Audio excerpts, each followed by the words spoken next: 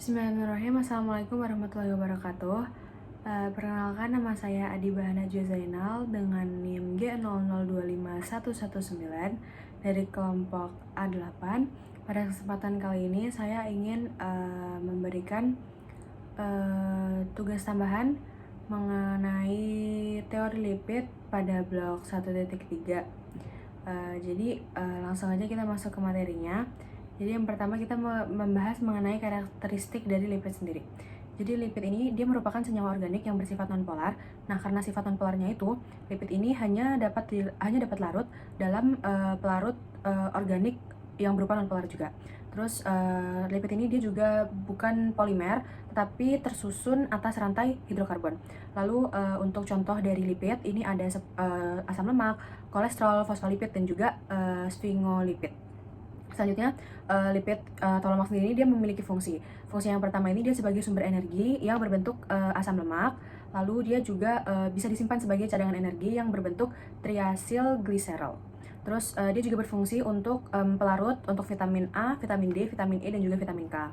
Terus dia juga merupakan isolator panas. Lipid ini juga memiliki fungsi sebagai isolator panas. Seperti itu. Selanjutnya, klasifikasi dari lipid sendiri.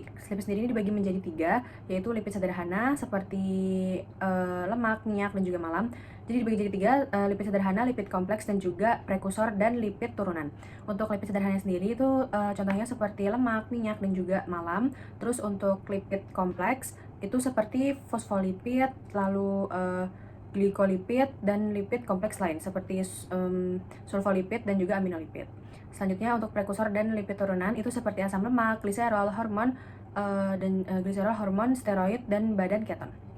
Selanjutnya saya ingin menjelaskan secara singkat mengenai metabolisme lipid. Jadi langkah pertamanya itu si asam lemaknya ini masuk ke dalam mitokondria. Terus setelah asam lemak itu masuk ke dalam mitokondria, itu nanti akan terjadi proses oksidasi yang dikenal dengan nama oksidasi beta. Nah, selanjutnya asetil CoA yang telah terbentuk dari oksidasi asam lemak di dalam mitokondria atau dari siklus Krebs itu nanti dihadapkan kepada 2 alternatif cabang gitu. Jadi ada 2 kemungkinan proses selanjutnya. Jadi bisa mengarah ke siklus Krebs atau asam sitrat, dan juga bisa mengarah ke jaringan perifer dan badan keton yang nantinya akan dioksidasi seperti itu.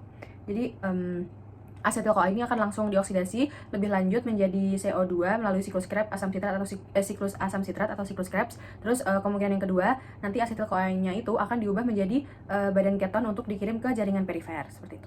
Terus selanjutnya si lipid ini dia kan sifatnya nonpolar. Jadi dia ini butuh sesuatu untuk dia bisa masuk ke pembuluh darah ya contohnya. Jadi untuk proses membuat lipid ini menjadi hidrofilik itu ada yang namanya lipoprotein atau pengangkutan lipid ini ada dibantu sama lipoprotein.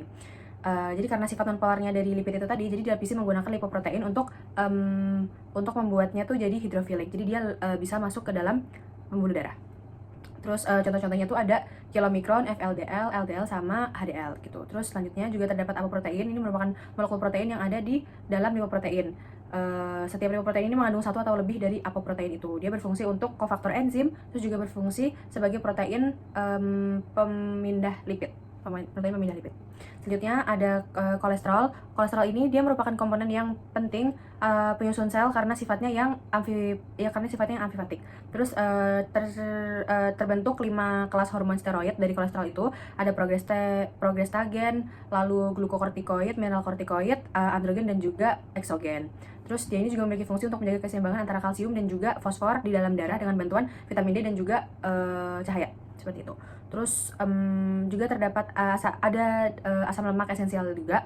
Jadi dia merupakan senyawa yang sangat penting yang terhadap keaktifan fisiologis dan farmakologis yang terdiri dari prostaglandin, tromboksan, lipoksin, sama leukotrien. Jadi sekian materi tambahan yang bisa saya sampaikan. Maaf jika terdapat kesalahan dalam pengucapan atau kesalahan dalam penyampaian materi. Terima kasih atas perhatiannya. Wassalamualaikum warahmatullahi wabarakatuh.